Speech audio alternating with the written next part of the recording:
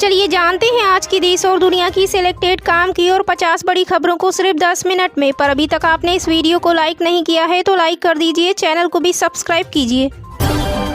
Israeli PM Netanyahu के गिरफ्तारी warrant पर अमेरिका सख्त, आईसीसी पर लगाया प्रतिबंध, यूएस संसद में बिल पास। दोस्तों, अमेरिकी प्रतिनिधि सभा ने गुरुवार को एक बिल पारित किया जिसका उद्देश्य अंतर्राष्ट्रीय अपराध न्यायालय यानी आईसीसी पर प्रतिबंध लगाना है। यह कदम आईसीसी द्वारा इजरायली प्रधानमंत्री बेंजामिन नेतन्याहू और पूर्व रक्षा मंत्री योआव गैलेंट के खिलाफ गिरफ्तारी वारंट जारी करने के जवाब में उठाया गया है। ट्रूडो के बाद भारतवंशी के हाथों में आएगी कनाडा की कमान, चंद्र आर्य ने ठोकी पीएम पद पर दावेदारी। दोस्तों, जस्टिन ट्रूडो के इस्तीफे के बाद भारतीय मूल के कनाडाई सांसद चंद्र आर्य ने कनाडा के प्रधानमंत्री पद के लिए अपनी उम्मीदवारी की घोषणा कर दी है। आर्य ट्रूडो के वफादार माने जाते रहे हैं। उन्होंने ये फैसला उस समय लिया जब लिबरल पार्टी के भीतर ट्रूडो के नेतृत्व को लेकर असंतोष बढ़ रहा है। अपने सोशल मीडिया पोस्ट में आर्य ने लिखा, मैं कनाडा का अगला पीएम बनने के लिए खड़ा हो रहा हूं ताकि एक छोटी और अधिक कुशल सरकार का नेतृत्व कर सकूं और हमारे देश के पुनर्निर्माण के साथ साथ आने वाली पीढ़ियों के लिए समृद्धि सुनिश्चित कर सकूं। अंडरवर्ल्ड डॉन छोटा राजन की बिगड़ी तबीयत, एम्स में भर्ती, दिल्ली पुलिस ने कड़ी की सुरक्षा। दोस्तों, अंडरवर्ल्ड डॉन और गैंगस्टर छोटा राजन को हाल ही में स्वास्थ्य संबंधी समस्या के कारण दिल्ली स्थित अखिल भारतीय आयुर्विज्ञान संस्थान में भर्ती कराया गया है। फिलहाल छोटा राजन दिल्ली की तिहाड़ जेल में बंद है और उन्हें कई गंभीर अपराधों के आरोपों का सामना करना पड़ रहा है। एम्स में भर्ती होने के बाद अस्पताल के वार्ड में उनकी सुरक्षा के लिए दिल्ली पुलिस ने कड़ी सुरक्षा व्यवस्था की है। संभल जामा मस्जिद के पास कुएं में नहीं होगी पूजा, सुप्रीम कोर्ट का बड़ा आदेश। दोस्तों, उत्तर प्रदेश के संभल की शाही जामा मस्जिद को लेकर चल रहे विवाद पर सुप्रीम कोर्ट ने उत्तर प्रदेश सरकार को नोटिस जारी किया है। अदालत ने मुस्लिम पक्ष की याचिका पर शुक्रवार को सुनवाई करते हुए शाही जामा मस्जिद के पास बने कुएं की पूजा पर रोक लगा दी है। कोर्ट ने सरकार के मामले को लेकर स्टेटस रिपोर्ट मांगी है। यूपी के जनपद संभल में 24 नवंबर को सर्वे के दौरान जामा मस्जिद के पास हुई हिंसा चर्चाओं में है। संभल जिला प्रशासन के खिलाफ शाही जामा मस्जिद कमेटी ने सुप्रीम कोर्ट का दरवाजा खटखटाया। शाही जामा मस्जिद कमेटी ने जामा मस्जिद के नजदीक कुएं को लेकर सुप्रीम कोर्ट से यथास्थिति बनाए रखने की अपील की है। बता दें कि इस पर सुनवाई करते हुए सुप्रीम कोर्ट ने शाही जामा मस्जिद के पास बने कुएं की पूजा पर रोक लगा दी है। इस कुएं को हरि मंदिर का कुआं बताया जा रहा है। यहाँ पूजा की इजाजत देने के नगर पालिका के नोटिस पर सुप्रीम कोर्ट ने रोक लगाई है। सपा बीजेपी के बीच कांटे की टक्कर, 14 जनवरी के बाद बढ़ेगी हलचल। दोस्तों, अयोध्या जिले की मिल्कीपुर विधानसभा सीट पर होने वाले उपचुनाव को लेकर हलचल तेज हो गई है। शुक्रवार से नामांकन की प्रक्रिया शुरू हो चुकी है, लेकिन इस दौरान राजनीतिक दलों के बीच एक खास कारण से नामांकन की संख्या कम रहने की संभावना है। यह कारण है कि खरमास, जो हिंदू कैलेंडर के अनुसार एक धार्मिक अवध है जिसमें शुभ कार्यों की शुरुआत नहीं की जाती। इसी वजह से प्रत्याशी 14 जनवरी के बाद ही पर्चा भरेंगे। इसको लेकर राजनीतिक दलों में असमंजस की स्थिति बन रही है। बता दें कि मिल्कीपुर उपचुनाव में मुख्य मुकाबला भारतीय जनता पार्टी और समाजवादी पार्टी के बीच होने की संभावना जताई जा रही है। हालांकि बीजेपी की तरफ से अभी तक इस सीट के लिए उम्मीदवार का नाम घोषित नहीं किया गया, जबकि समाजवादी पार्टी ने अयोध्या सांसद अवधेश प्रसाद के बेटे अजीत प्रसाद को अपना प्रत्याशी बनाया है। सऊदी अरब सहित 9 देशों ने 258 पाकिस्तानी नागरिकों को देश से निकाला। दोस्तों, बता दें कि पाकिस्तान को एक और अंतर्राष्ट्रीय शर्मिंदगी का सामना करना पड़ रहा है, जब पिछले 24 घंटे में सऊदी अरब, संयुक्त अरब अमीरात यानी यूएई, चीन और अन्य देशों ने 258 पाकिस्तानी नागरिकों को निर्वासित कर दिया। यह घटनाक्रम पाकिस्तान की खराब छवि को और भी बिगाड़ता है, क्योंकि इनमें से अधिकांश लोग अवैध गतिविधियों में शामिल थे या बिना वैध दस्तावेजों के विदेश में रह रहे थे। पाकिस्तान के 258 नागरिकों को जिन्ना अंतर्राष्ट्रीय हवाई अड्डे पर पहुंचने के बाद निर्वासित किया गया। इनमें से 244 व्यक्तियों को आपातकालीन यात्रा दस्तावेजों के आधार पर भेजा गया, जबकि 14 के पास वैध पासपोर्ट थे। रघुबर दास की एक बार फिर बीजेपी में धमाकेदार वापसी। दोस्तों, झारखंड के पूर्व मुख्यमंत्री रघुबर दास ने ओडिशा के राज्यपाल पद से इस्तीफा देकर बीजेपी में वापसी की। उन्होंने कहा कि पार्टी जल्द ही सत्ता में वापस आएगी और लोगों की सेवा करने का संकल्प लिया है।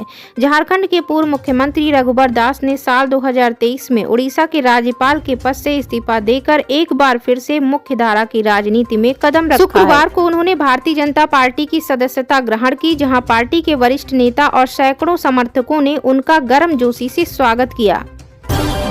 केजरीवाल का बड़ा ऐलान, गली मोहल्लों में सिक्योरिटी गार्ड रखने के लिए पैसे देगी आप सरकार। दोस्तों बता दें कि आम आदमी पार्टी के राष्ट्रीय संयोजक अरविंद केजरीवाल ने चुनाव से पहले दिल्ली वासियों के साथ एक और वादा किया है। ये वादा उन्होंने राजधानी में बिगड़ती हुई कानून व्यवस्था को लेकर किया। दिल्ली की कॉलोनियों में आप पार्टी ने सभी RW को सिक्योरिटी गार्ड नियुक्त करने के लिए आम आदमी पार्टी की सरकार की ओर से पैसे दिए जाने का वादा किया है। उनका कहना है कि अगर राजधानी में उनकी सरकार बनती है तो RWA को अपने अपने इलाकों में सिक्योरिटी गार्ड नियुक्त करने के लिए सरकार पैसे देगी। बंगाल की महिला अंडर-19 टीम ने वनडे मैच में बिहार को हराया, 159 रन से दर्ज की जीत। दोस्तों महिला अंडर-19 एक दिवसीय टूर्नामेंट के एक रोमांचक मुकाबले में बंगाल की महिला क्रिकेट टीम ने बिहार को हराया।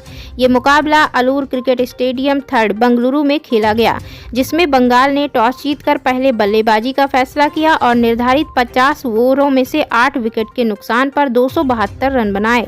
जवाब में खेलने उतरी बिहार महिला टीम 48 ओवर में 113 रन बनाकर ऑल आउट हो गई। बंगाल को इस मुकाबले में 159 रनों से जीत मिली। बंगाल की बल्लेबाजी का मुख्य आकर्षण रही प्रतिभा मंडी की शानदार पारी, जिन्होंने 98 रनों की ताबड़तोड़ पारी खेली। उनके साथ अनुभवी खिलाड़ी रूपल और प्रियंका ने भी महत्वपूर्ण योगदान दिया। पीएम मोदी ने अपने पॉडकास्ट डेब्यू में साझा की जिंदगी की बातें, कहा गलतियां करना इंसान की फितरत है। दोस्तों प्रधानमंत्री नरेंद्र मोदी ने जीरोधा के सह संस्थापक निखिल कामत के पॉडकास्ट पीपल बॉय WTF में अपनी पहली बार शिरकत करते हुए कई महत्वपूर्ण बातें साझा की। उन्होंने कहा कि गलतियां इंसान से ही होती हैं और वह भी कभी न कभी गलती कर सकते हैं, लेकिन उनका कोई भी काम बुरे इरादे से नहीं होता। वहीं प्रधानमंत्री ने अपने जीवन के अनुभवों को साझा करते हुए बताया कि राजनीति में विचारधारा का महत्वपूर्ण स्थान है, लेकिन आदर्शवाद उससे भी ज्यादा जरूरी है। उन्होंने कहा विचारधारा के बिना राजनीति संभव नहीं है, लेकिन आदर्शवाद राजनीति का सही मार्गदर्शन करता है। कांग्रेस को जिम्मेदारी निभानी होगी, नहीं तो टूट सकता है इंडिया गठबंधन। संजय राउत का बड़ा बयान। दोस्तों शिवसेना UBT के नेता संजय राउत ने शुक्रवार को कहा कि कांग्रेस को इंडिया गठबंधन को एकजुट करने की जिम्मेदारी लेनी चाहिए, क्योंकि यह गठबंधन में सबसे बड़ी पार्टी है। राउत ने कांग्रेस से ये अपेक्षाएं जताई हैं कि वह विपक्षी दलों के बीच संवाद की कमी को दूर करे और गठबंधन को मजबूत बनाए। यह बयान जम्मू कश्मीर के मुख्यमंत्री उमर अब्दुल्ला की उस टिप्पणी के बाद आया जिसमें उन्होंने इंडिया गठबंधन के नेतृत्व और एजेंडे को लेकर अस्पष्टता जताई थी। अब्दुल्ला ने यह भी कहा कि यदि यह गठबंधन केवल लोकसभा चुनाव के लिए था तो इसे समाप्त कर देना चाहिए। उनके अनुसार यदि गठबंधन का कोई भविष्य नहीं है तो उसे स्पष्ट रूप से घोषित किया जाए। संजय राउत ने इस स्थिति के लिए कांग्रेस को जिम्मेदार ठहराया। उन्होंने कहा गठबंधन में किसी प्रकार की चर्चा या संवाद नहीं हो रहा, इससे यह आभास हो रहा है कि कुछ ठीक नहीं है। अगर सभी पार्टियां ये मानने लगी कि यह गठबंधन सिर्फ लोकसभा चुनाव के लिए था तो कांग्रेस को इस पर स्पष्टता देनी चाहिए। छतरपुर में आप बीजेपी में सीधी टक्कर, उम्मीदवारों के चेहरे वही लेकिन बदल गई पार्टी। दोस्तों राजधानी दिल्ली में विधानसभा चुनाव की उल्टी गिनती शुरू हो चुकी है और यहां 5 फरवरी को एक ही चरण में सभी 70 विधानसभा क्षेत्रों में मतदान होंगे। वहीं बता दें कि देखा जाए तो इस बार दिल्ली के सभी विधानसभा क्षेत्रों में चुनाव काफी दिलचस्प होने जा रहा है, क्योंकि इस बार आम आदमी पार्टी और बीजेपी के अलावा कांग्रेस भी नई ऊर्जा और जोश के साथ चुनाव लड़ने जा रही है। बात करें छतरपुर विधानसभा क्षेत्र के इतिहास की तो निर्वाचन क्षेत्रों के परिसीमन के बाद अस्तित्व में आए इस विधानसभा क्षेत्र में हुए साल 2008 चुनाव में कांग्रेस ने पहली जीत दर्ज की थी। कांग्रेस उम्मीदवार बलराम तंवर बीजेपी के उम्मीदवार को करीब 5000 मतों से मात देकर विजयी हुए थे। बात करें इस बार होने जा रहे चुनाव की तो यहाँ पर इस बार भी सीधा मुकाबला आम आदमी पार्टी और बीजेपी के बीच ही है और उम्मीदवार भी वही हैं, लेकिन उनकी पार्टी बदली हुई है। जहां आप ने वर्तमान विधायक का टिकट काटकर बीजेपी से आप में शामिल हुए ब्रह्म सिंह तंवर को अपना उम्मीदवार बनाया है, तो वहीं बीजेपी ने भी आपके पूर्व विधायक करतार सिंह को अपनी तरफ से चुनावी मैदान में उतारा है। बता दें कि अब देखना यह दिलचस्प होगा कि करतार सिंह तंवर यहां से लगातार तीसरी बार जीतकर बीजेपी को जीत दिला पाते हैं या फिर एक दशक से विधायकी से दूर ब्रह्म सिंह तंवर आपकी नैया पर सवार होकर चुनावी दरिया पार करने में कामयाब होते हैं। भले ही बीजेपी दक्षिणी दिल्ली समेत दिल्ली की सभी 7 लोकसभा सीटों पर लगातार जीत दर्ज करती आ रही है, लेकिन दक्षिणी दिल्ली के छतरपुर विधानसभा सीट पर परिसीमन के बाद से अब तक महज एक बार ही जीत दर्ज करने में कामयाब रही है। हालांकि पिछले दोनों ही चुनाव में बीजेपी दूसरे नंबर पर रही थी, जबकि बीते चुनाव में बीजेपी की हार का अंतर भी काफी कम था।